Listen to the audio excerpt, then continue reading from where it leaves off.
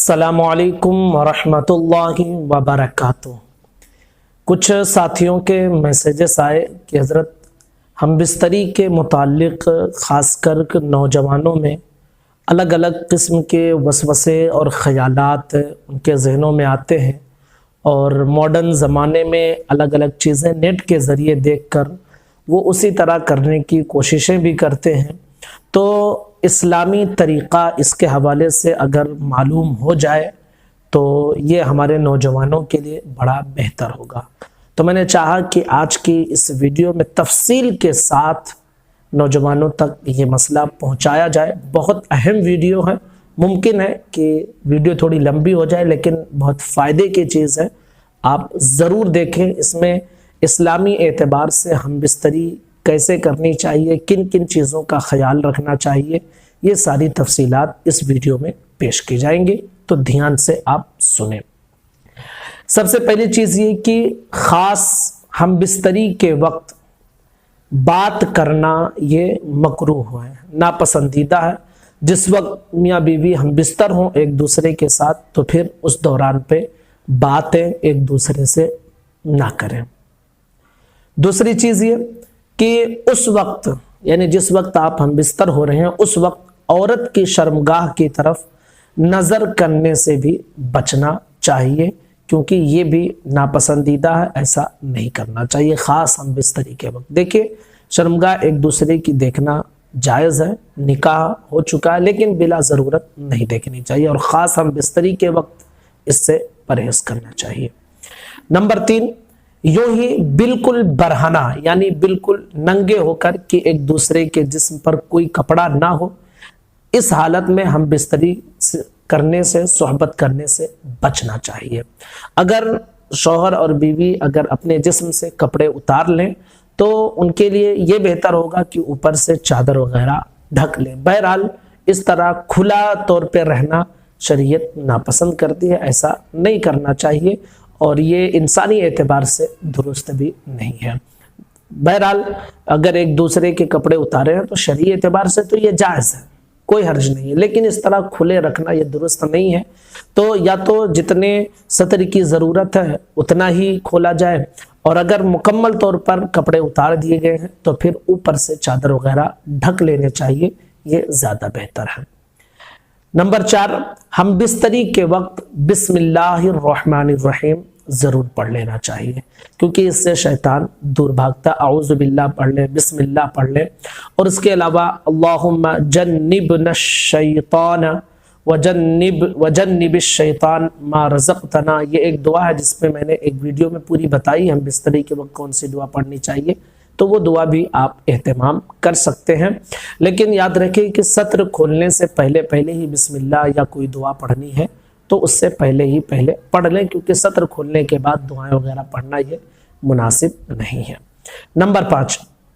عورت کے اندر مرد کے مقابل میں 100 گنا یعنی 100%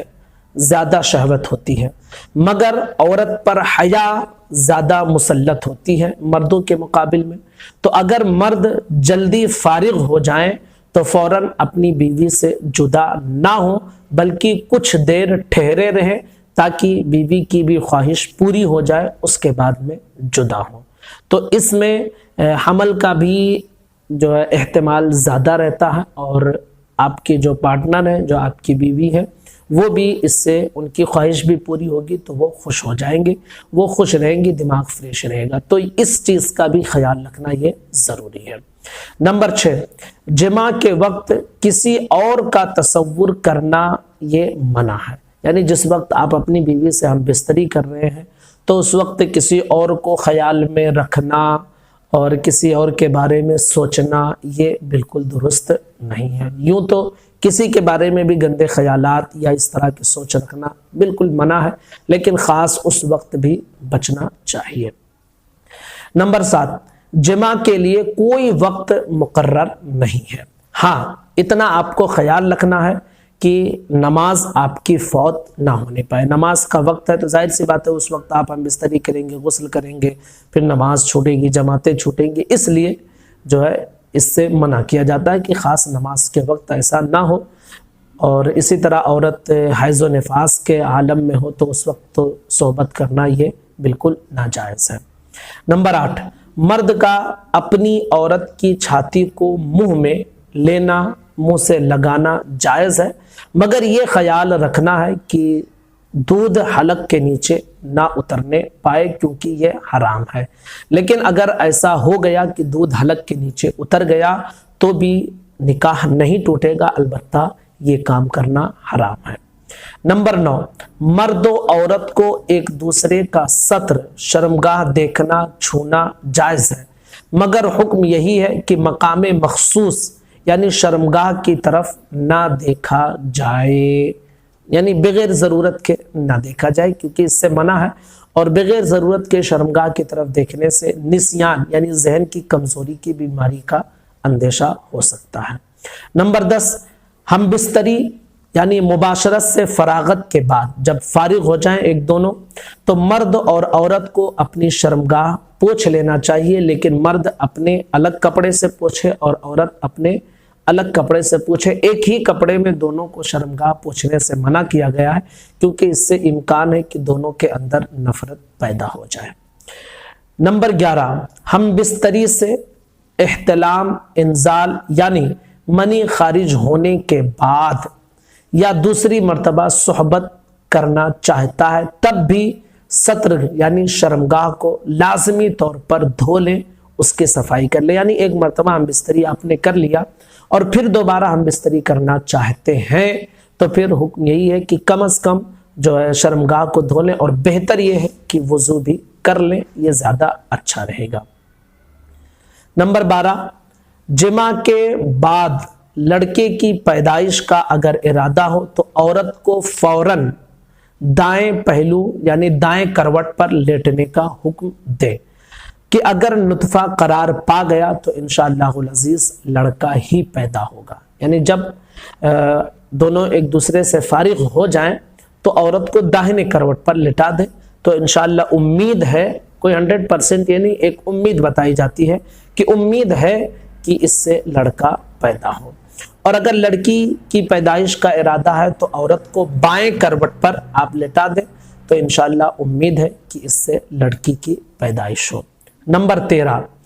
مباشرت ہم بستری کے کچھ دیر بعد مثلاً کم از کم آدھا گھنٹہ بعد غسل کر لیں، فوراً غسل نہ کریں کیونکہ اس وقت پانی وغیرہ کا استعمال کرنا یہ انسانی جسم کے اعتبار سے نقصان دہ ہو سکتا ہے، تو اس لیے فوراً غسل نہ کریں، 20 منٹ 15 منٹ آدھے گھنٹے کا وقفہ رکھیں، اس کے بعد غسل کریں کیونکہ اس میں صحت و تندرستی بھی ہے۔ اور اس کے حوالے سے ایک کتاب ہے اچھی مائیں، اس کے صفحہ نمبر 22 پر یہ لکھا ہے کہ مرتے وقت حضرت جبریل کی زیارت بھی انشاءاللہ ہوگی۔ نمبر 14، جمع کے فوراً بعد یعنی ہم بستری کے فوراً بعد پانی پینا صحت کے لیے مفید نہیں ہے، فائدہ مند نہیں ہے، صحت کو نقصان پہنچا سکتا ہے، لہٰذا کچھ دیر کے بعد آپ پانی کا استعمال کریں، جیسا کہ بستان العارفین میں یہ موجود ہے۔ نمبر 15، طبیب کہتے ہیں یعنی جو ڈاکٹرز حکیم ہیں وہ کہتے ہیں کہ کسی ہفتے میں 2 بار سے زیادہ صحبت کرنا یہ ہلاکت کا باعث ہے۔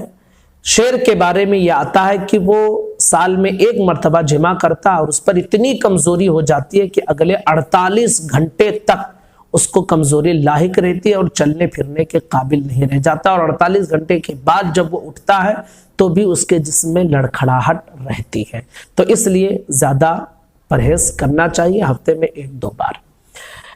عورت سے حیض کی حالت میں صحبت کرنا یہ بالکل ناجائز اور حرام کام ہے، اگرچہ شادی کی پہلی رات ہی کیوں نہ ہو تب بھی اس سے منع ہی کیا گیا جیسا کہ ہمارے شریعت میں موجود ہے۔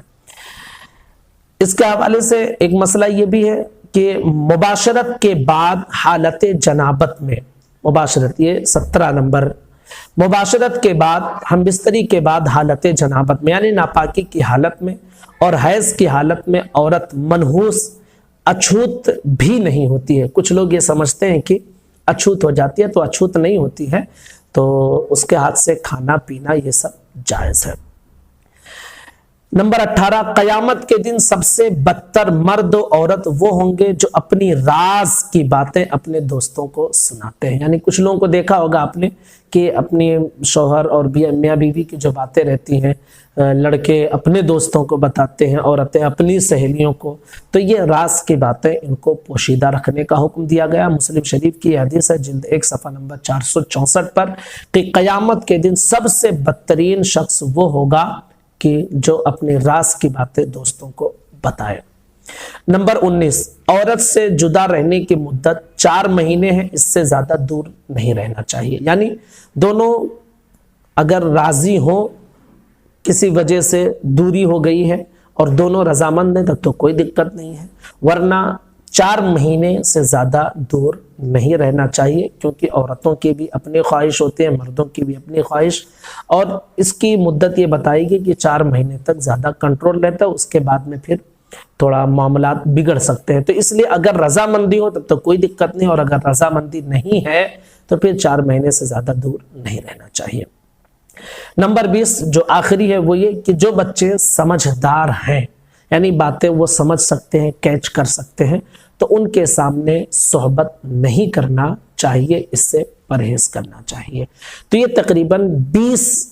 چیزیں میں نے آپ کو بتائی ہیں احتیاط کی، کہ جب آپ ہم بستر ہوں تو ان چیزوں کے بارے میں آپ ضرور خیال رکھیں، یہ احتیاط رکھیں، تو انشاءاللہ ثواب کی بھی امید ہے، اور دنیاوی اعتبار سے بھی اس کے فوائد ہیں، اور اخروی اعتبار سے بھی اس کے فوائد ہیں۔ یہ بہت اہم ہے، یہ اس طرح کے سارے مسائل ہمارے نوجوانوں کو نہیں معلوم رہتے ہیں، اس لیے میں نے چاہا کہ گرچہ تھوڑی لمبی ویڈیو ہو جائے، ایک ویڈیو میں سمیٹ کر انہیں دے دیا جائے تاکہ ان کے لیے آسانی ہو۔ تو آپ تمامی حضرات سے میں گزارش کروں گا کہ یہ کلپ اپنے دوستوں کو ضرور شیئر کریں۔ السلام علیکم ورحمۃ اللہ وبرکاتہ۔